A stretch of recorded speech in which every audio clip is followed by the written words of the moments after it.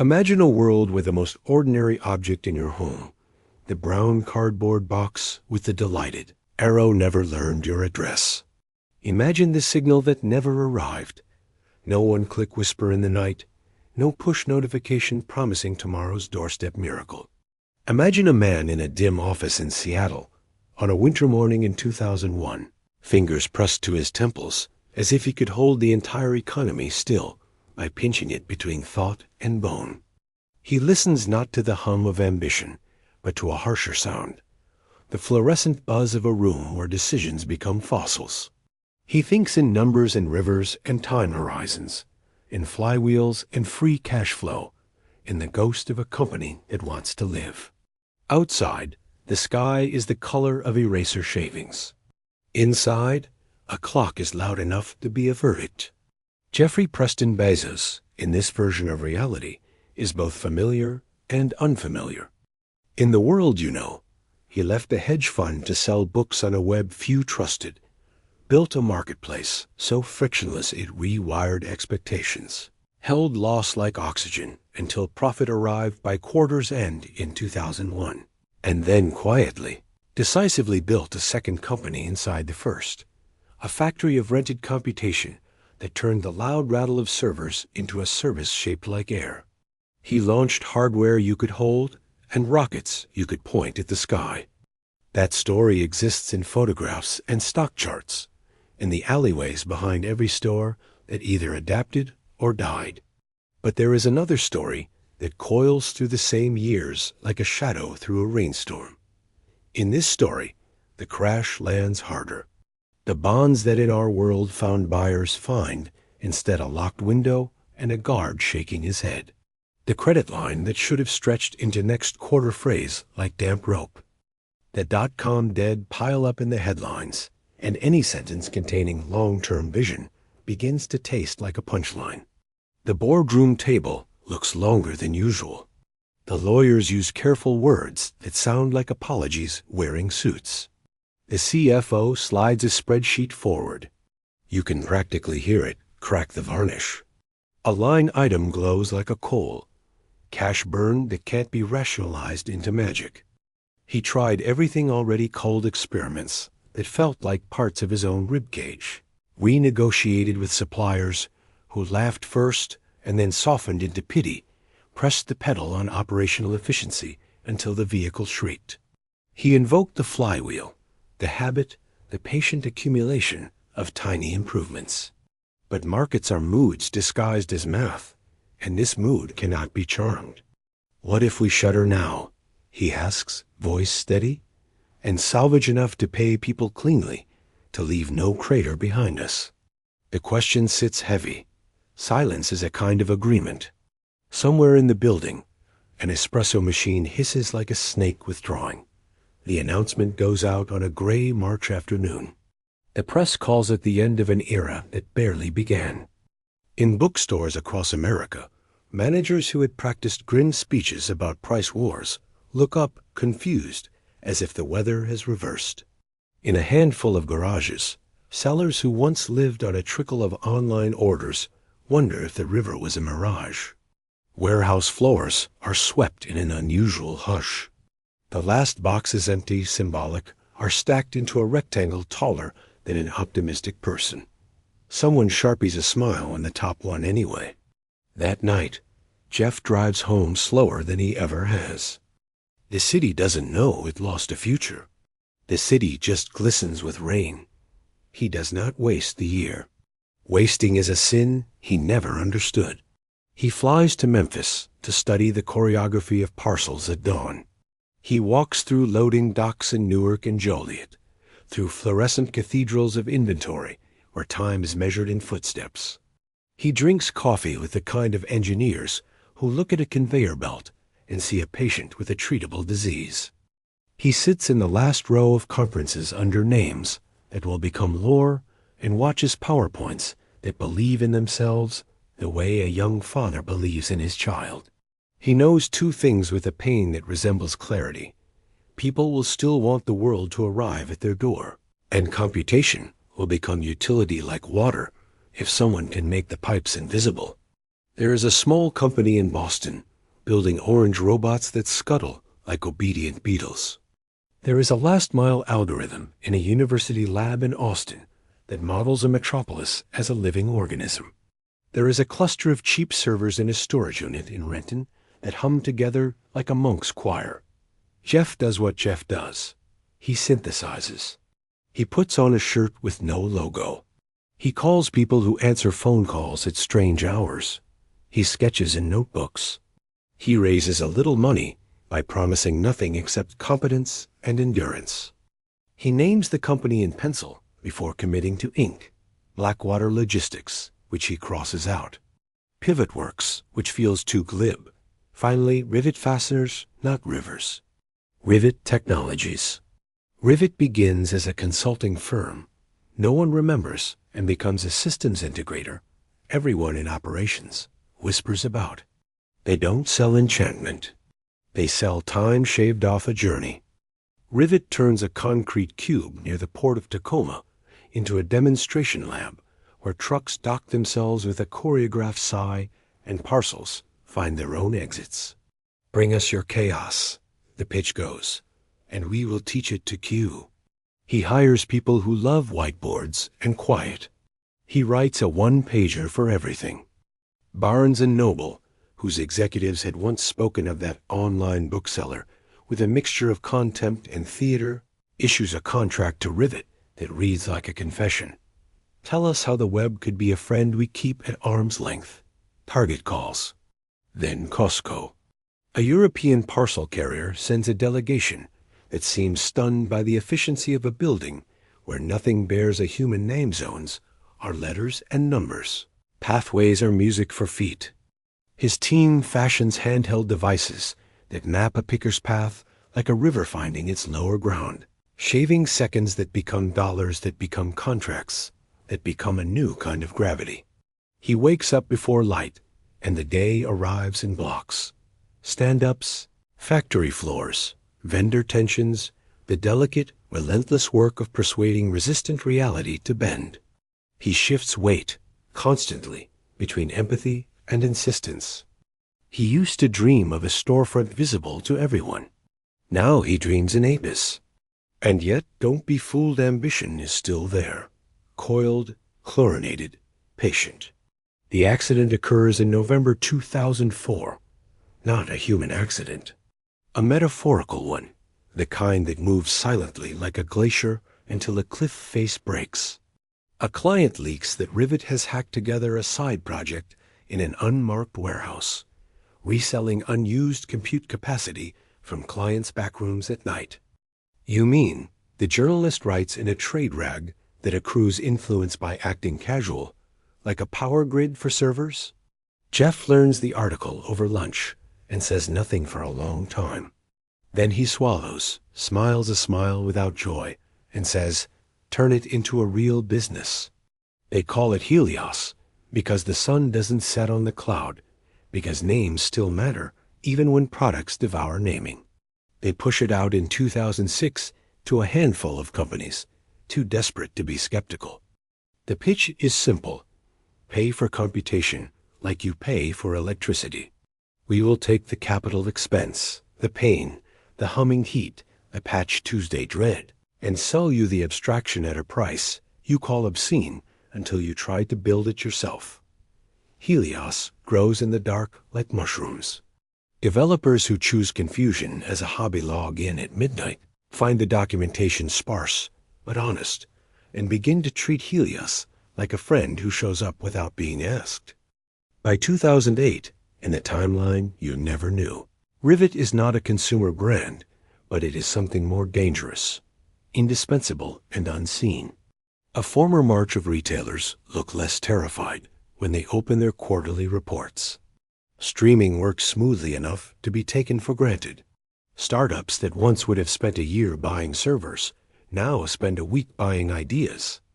There is no arrow on a box at your door in this world, but there is an arrow in the code flowing behind your life. A vector that points to efficiency as if efficiency were immoral. Jeff's hair is shorter. His laugh shows up less often, but hits harder when it arrives. He walks through yet another windowless room or sound is what happens when air becomes policy. He feels something that might be pride and might be hunger, and is probably both.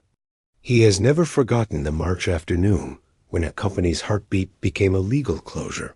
He keeps a photo of the first rivet lab on his desk, stains on the polished floor that look like continents if you squint. He believes in second lives built with quieter materials. There are critics even in the easy years. A labor organizer in Minneapolis calls rivet a machine that measures breath and sells it back. A small town in Ohio wakes up to a warehouse that hires thousands, then calculates that no one can be late without proving why their mother's funeral should count as transit. Jeff reads the expose on a red eye and underlines a sentence that uses the word dignity like a scalpel. He writes an email at 3:11 a.m. with a subject line that looks like an apology, but is actually a checklist. The success is real, and it isn't free. That is the moral that begins to draw itself. He stands in front of a Senate subcommittee in 2011 because the world has learned to fear the word infrastructure when it hides in plain sight. The chairwoman asks if Rivet software incentivizes unsafe speeds in warehouses where seconds are currency. He pauses, weighing the calculus between honesty and theater. "We incentivize accuracy," he says. The word floats there like a paper boat at the mouth of a storm. Helios is now the office where the internet quietly goes to work. You would not know it from the signage, which is non-existent, or from the buildings, which resemble thoughtful prisons. But if you unplugged Helios, your favorite app would stutter like a startled animal. Jeff doesn't love that feeling of holding throats and pretending not to notice. He just loves that the world flows. He thinks often of traffic, how a city breathes when you remove a single bottleneck. At night, he stares at capacity graphs like they are paintings. He drinks a protein shake like it's a sacrament. It unravels not with a bang, but like the slow untying of a knot invented by a clever child. The first thread, a heat wave in the Pacific Northwest that sets records in numbers large enough to feel academic until you see a field worker faint. River levels fall. Hydropower falters. A transformer fails. One data center, then two, scrambles into brownout. Helios reroutes like a brain handling a stroke. It works barely. The second thread, a ransomware gang with a sense of humor names itself after a ballet and finds not a vulnerability, but a behavior and unanticipated interaction of legacy systems and a just-in-time patch that never met properly. The third thread, a journalist with a gift for metaphor writes, "We built our future on a scaffolding of clever shortcuts, and then we moved in permanently." A hospital in Toronto, mid-surgery, loses access to imaging for 8 long minutes. No one dies, which should be the headline. It isn't. A grocer's distribution system hiccups on a Friday, so a city notices the absence of bananas and rage. Being a shapeshifter finds an easier target. Meanwhile, in an Ohio warehouse, a woman named Lila Henderson collapses 19 minutes into hour 10. The algorithm does not overrule itself to mark her as urgent. Someone finds her. She survives. She speaks. Her interview becomes a mirror with no flattering angles. When Jeff testifies again, the room is angrier and cooler all at once. He tries to show diagrams. People want stories. He offers principles. People want villains who admit to costumes. He is careful, and careful now reads as evasive. He is direct, and direct now reads as arrogant. He keeps a water bottle in front of him and touches it between sentences as if it could confer translucence. He makes changes so fast, they grind the enamel off his molars.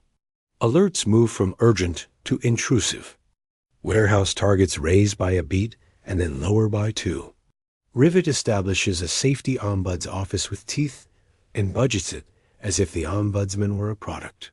He puts a number on every human discomfort he can find, not to reduce it, but to make it visible in rooms where only numbers are allowed to speak. He shuts down 3 facilities, whose managers confuse numbers with commandments. But the narrative has caught no longer a story about smart logistics. Now a story about a man who turned life into a flowchart and called the river compassion. The stock falls, recovers, falls further. Rivet is not destroyed, it is dented. The dent becomes a symbol you can touch with your tongue. He goes home one night to a house designed by someone who loved rectangles. The living room's bookshelves are arranged with the kind of intentional randomness that photographs well. He pours a drink he does not finish. He stands by a window and watches a street where nothing happens except everything. Somewhere a delivery van brakes too hard, and then not at all. Somewhere a switch flips because a robot decided to sleep. He had imagined, in his first career, building something with a face you could love or hate. Instead, he built nerves and bones for the body of commerce, and learned that when the body aches, it blames the skeleton last and forever. He thinks of that March afternoon in 2001 as if it were a friend who died suddenly and left him a list of practical errands. In one world, he built a store so big it swallowed meaning, and then learned to launch rockets to escape the atmosphere of his own reputation. In this world, he stayed in the basement and became the plumber of desire. There are changes out there his existence, or rather his choices, have made. In the world with no cardboard smile, independent bookstores survive at a higher rate, becoming salons for neighborhoods that learn one another's names again. There's a platform called Pagaturner that never quite achieves monopoly and never quite deserves to. Delivery expectations are less like tyranny and more like a conversation still often unfair, but tractable, negotiable. Retail giants form a consortium to define their data centers as public utilities, a move both saintly and strategic. Europe builds a cloud with an unpoetic name, and in this timeline, it works. The internet grows slightly less American. Sometimes that is an improvement. Sometimes it is simply different. And then there are the losses. 1,000 tiny entrepreneurs who would have sold out earlier to live softer, freer lives instead grind long into their 40s before learning the shape of surrender. A township that might have become a fulfillment hub remains a field, which is beautiful in March and bleak in December. A category of hardware called smart doorbells never catches fire. Crime rates don't change, but people feel less watched by their own front porch. Streaming services, more expensive and less reliable than in your memories, gain a feature you might secretly appreciate: off switches that sometimes stay off. He retires not with fireworks, but with a long memo that thanks people in sentences that sound like prototypes. He does not leave to build a space company.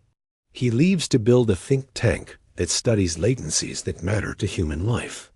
He buys a boat not out of romance, but because he wants to stare at water until it teaches him about flow without machines. He visits the old building where, in another universe, he would have posed for photographs surrounded by murals of words like customer obsession. In this universe, the building belongs to a startup that intends to optimize the optimization layer, and he laughs aloud on the street for the first time in weeks. He keeps a habit. He writes himself emails to the future. He schedules them for years he cannot predict. In one, dated the day he shut down the store that almost was, he wrote, "Be kind to the version of you that chose mercy over momentum." In another, dated the first week Helios sold its first terabyte to a company with a name like a fruit, he wrote, "Remember that scale is not a personality, just a condition." In the last one he rereads before deleting them all, he wrote, "Be suspicious of any ambition that asks you to become unrecognizable to the one who started this.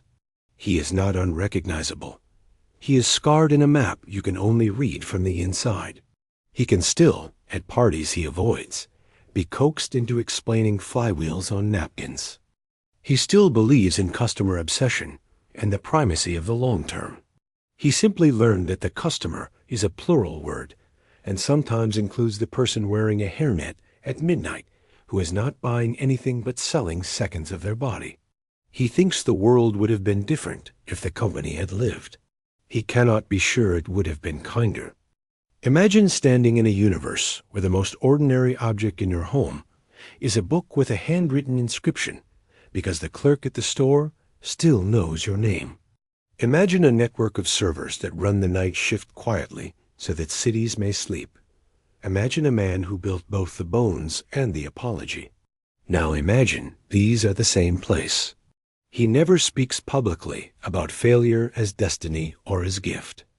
He speaks about it as geology. You work with layers laid down by storms you barely remember. The world he helped make, indirectly, invisibly, inexorably, functions with a friction you can feel. Sometimes it is the healthy friction that keeps a car from sliding off an icy road. Sometimes it is sand in the eye. He will die one day, as all men do, and people will argue about whether he made life better or merely faster. They will be arguing, in part, about the sound the world makes when it moves. What then? Is the lesson buried beneath the lesson? Perhaps it is that there are many ways to become large, and some require your face on a magazine, while others require your face to vanish into a wiring closet. Perhaps it is that the river we call history reaches the ocean, no matter which tributary wins the coin toss in a storm. Or perhaps it is smaller, simpler, more cutting, that a choice made in a rain-glossed march in Seattle can bend millions of mornings, and that the man who made it still has to brush his teeth, send difficult emails, and try to sleep in a world where efficiency learned to pronounce the word mercy. He looks out at the water. Somewhere, in another timeline, a cardboard box rides up to a porch with a grin so sure of itself that it becomes a verb. In this one, a package still arrives, slower, more visible, often a little late, carrying inside it the particular weight of a world that learned to run without sprinting, and learned, sometimes, to pause. He closes his eyes. He can almost hear both worlds at once, like two tracks of the same song, one with a chorus, one just a hum. He breathes. He does not forgive himself or condemn himself. He accepts that both versions belong to him, and that the cost of building is always written in a language you only learn by building.